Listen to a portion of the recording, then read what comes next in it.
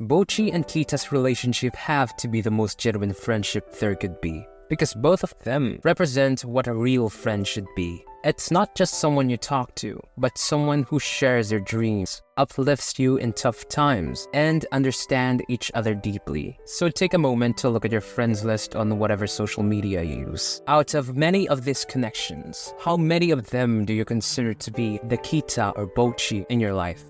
Are they your true friends? Or are they nothing but fleeting acquaintances, someone you just enjoy talking to? Whatever your answer may be, these two shows us what we should look for in a friend.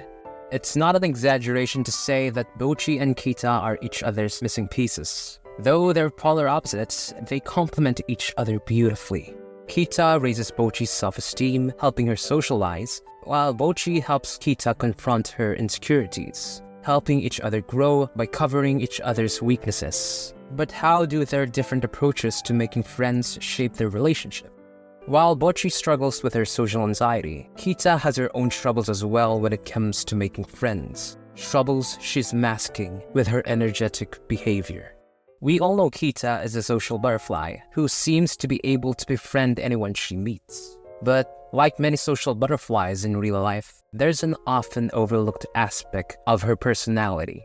While she can easily socialize, she struggles to form deeper connections with people, which is actually evident in the series itself, taking Kita's relationship with Nijiga for example. You might think these two are close friends due to moments where both of their extroverted energy seems to bounce off one another, especially during the episode where they visited Bocchi. But these moments are nothing more than surface-level connections where two people are having a good time. What these two lack are personal connection to one another. Taking a look on the current state of the manga, these two never really hung out outside of the band. Yes, they do spend the holidays together, may it be summer, Christmas, or the New Year, but that's really nothing more than a band outing. And even when a year or maybe I think two had passed, Kita still refers to Nijiga with politeness and respect, as she calls Nijiga her senpai, which is actually the same as her relationship with Ryo. The only reason why these two have a connection is that, aside from being in the same band, Kita was infatuated with her, while Ryo takes advantage of her naivety. And I suppose I can say that Kita focuses more on quantity over quality when making friends. In contrast, Bocchi seems to lean more on quality over quantity, because if you're like her, opportunities to make friends come once in a blue moon. When you spend years or even a decade without friends like Bocchi did, you learn to appreciate the few meaningful connections you have or will make in the future. Which is why she's so close to everyone in the band, because Bocchi values her relationships, but more so towards Kita. Not just because they go to the same school, but because throughout their friendship, they both shared moments of intimacy, vulnerability, and warmth. What makes these two's friendships so special lies in the way they consistently support each other. Kita never judged Bocchi for her awkward behavior. In fact, she tries to help Bocchi navigate her social anxiety in her own way. She submitted the band application for the school performance in her stead. She tried to invite Bocchi to have lunch with her friends, but then adjusted accordingly to Bocchi's comfort level. When she noticed her discomfort, she was willing to help Bocchi improve her communication skills, and so on. Kita does all of these because she understands that the only thing holding Bocchi back is her own anxiety, even though deep down she dreams of being able to socialize and performing on stage. But the moment their friendship started blossoming is after their performance at the school event. To quote what Kita said to herself, "I'll become a great guitarist capable of supporting you."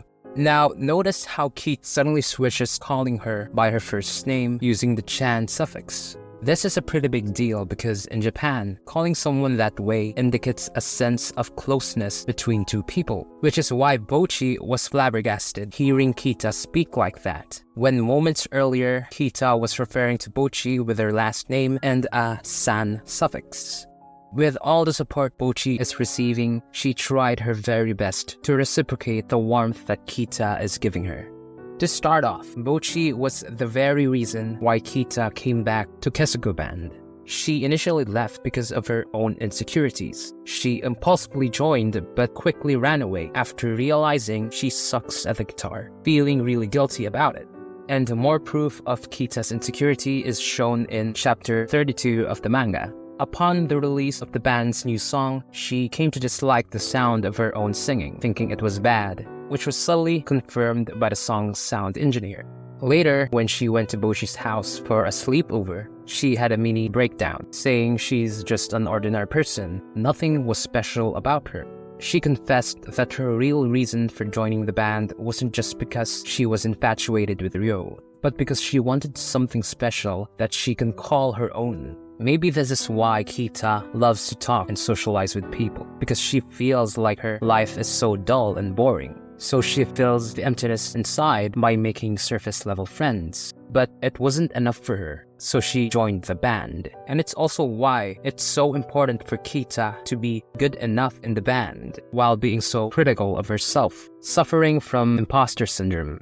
But throughout these, Bocchi was always there for Kita, both when she was about to leave the band again for the second time and when she doubted her musical skills. Bocchi willingly taught Kita how to play the guitar and convinced her to stay in the band, dispelling her thoughts of unworthiness. As for Kita's imposter syndrome, she empathized with Kita by saying that her just being her is special in itself. That even if Bocchi, Nijika, Ryo, or any other talented person has a unique trait of their own, so does Kita by being herself. Bocchi even assured Kita that even if they're polar opposites, they have one thing in common. It's that through music, they're trying to build something greater than themselves, which gave Kita the confidence she needed to retake her vocals and to grow as a musician alongside Bocchi and the other two.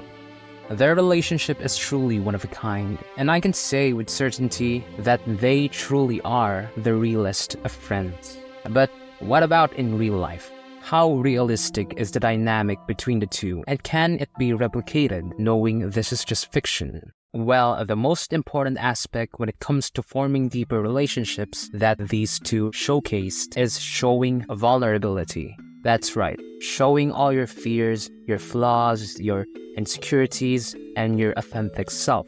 Because being vulnerable and opening up is an intimate act. It shows that you trust the other person so much to the point that you're willingly showing them your weakest side. And it could be flattering to the other person, which in turn would make them reciprocate the vulnerability you've shown. But too many people nowadays are too afraid to open up, putting up walls around themselves, not letting anyone in. Understandably so, since nowadays there are too many people who'll break your trust and use your kindness against you. So people just don't risk it anymore and settle with surface-level acquaintances and then label that as friendship. But that's just how relationships are, even once beyond friendship. You have to take the plunge towards uncertainty. You'll suffer heartbreaks, get your trust broken maybe once or twice along the way, but it'll be all worth it. Because at the end of the road, you'll find people who you can truly call real friends. Someone you can share both the good and bad moments of your life. Because life gets so much better when you have someone you can share all your joys, sorrows, and growth with. Much like Kita and Bocchi's relationship. And it doesn't have to stay fictional. What they have can be real.